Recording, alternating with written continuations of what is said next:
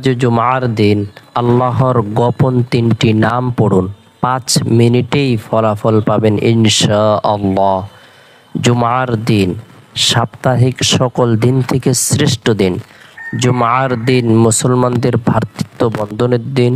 জুমার দিন দোয়া কবুল হওয়ার দিন। জুমার দিন আল্লাহ তাআলা অসংখ্য অগণিত নিয়ামত প্রদান করে থাকেন, কল্যাণ প্রদান করে থাকেন। জুমার দিনের এমন কিছু বৈশিষ্ট্য আল্লাহ তাআলা প্রদান করে থাকেন, কোনো ব্যক্তি যদি জুমার দিনে একাগ্রতার সাথে মনে প্রাণে বিশ্বাস রেখে আল্লাহ তাআলার কাছে দোয়া করে, আল্লাহ তাআলা তার দোয়াকে কবুল করবেন, তার ইচ্ছেগুলো আশা আকাঙ্ক্ষাগুলো আল্লাহ তাআলা পূরণ করে দেবেন। জুমার দিনের বরকতপূর্ণ কিছু আমল রয়েছে, কোনো ব্যক্তি যদি আল্লাহ তাআলার প্রতি বিশ্বাস রেখে এই আমলগুলো করে, আল্লাহ তাআলা তাকে কবরের ফিতনা থেকে নিরাপত্তা দান করবেন, দাজ্জালের ফিতনা থেকে নিরাপত্তা দান করবেন। আল্লাহ পাক রব্বুল আলামিন সার্বিকভাবে কল্যাণ প্রদান করবেন। জুমার দিনের গুরুত্বপূর্ণ আমলগুলোর মধ্যে থেকে অন্যতম একটা আমল হলো সূরাতুল কাহাফ তেলাওয়াত করা। যে ব্যক্তি জুমার দিন সূরাতুল কাহাফ তেলাওয়াত করবে, আমল করবে, আল্লাহ পাক রব্বুল আলামিন তাকে দাজ্জালের ভয়াবহ ফিতনা থেকে নিরাপত্তা দান করবেন।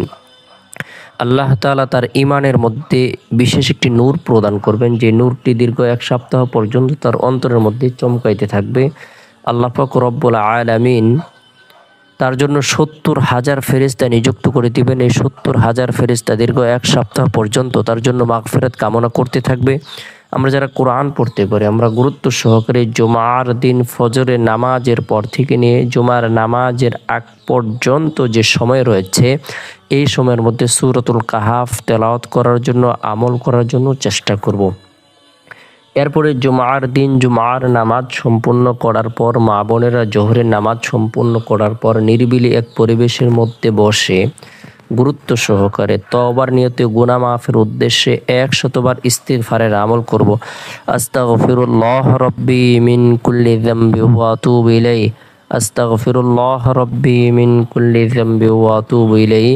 আল্লাহ তাআলা সগীরা কবিরা গুনাহগুলোকে মাফ করে দিবেন। এরপরে গুরুত্ব সহকারে আল্লাহ তাআলার গোপন 3টি নাম, আল ওয়াকিলু এই নামটি 100 বার আমল করব, আল কওয়িয়্যু 100 বার আমল করব, আল মাতিনু 100 বার আমল করব।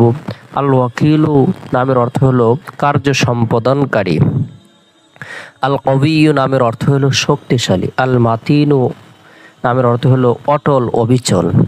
যে ব্যক্তি আল্লাহর গুণবাচক বরকতপূর্ণ গোপন এই 3টি নাম আমল করবে, আল্লাহ পাক রব্বুল আলামিন গায়বী সাহায্য প্রদান করবেন। সে যা কিছু কামনা করবে, বাসনা করবে, আল্লাহ তাআলা তাই তাকে প্রদান করবেন। আল্লাহ তাআলা তার জীবনের সকল গুনাহগুলো ধুয়ে মুছে নবজাত শিশুর ন্যায় নিষ্পাপ করে দিবেন। তাই গুরুত্ব সহকারে 3টি আমল গুরুত্ব সহকারে 3টি নাম আমল করে হাত উত্তোলন করে রব্বুল আলামিনের দরবারে রুনাজারি করব, দোয়া করব।